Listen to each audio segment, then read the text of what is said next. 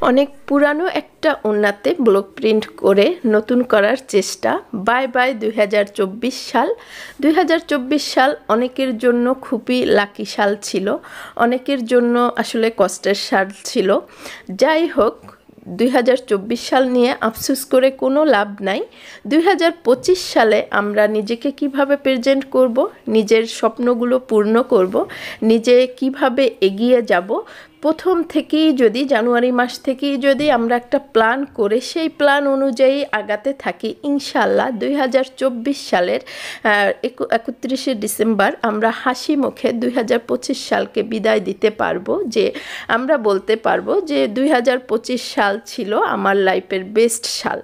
আমি চাই আপনারা সবাই বলেন যে 2025 সাল আপনাদের বেস্ট সাল, সেই অনুযায়ী কাজ করবেন।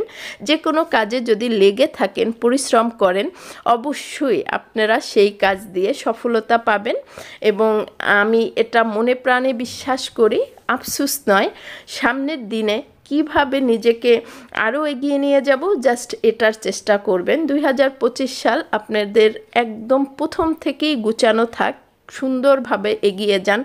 সব আপুদের জন্য অনেক অনেক দোয়া রইল। সবাই অনেক বেশি ভালো থাকবেন। আসসালামু আলাইকুম।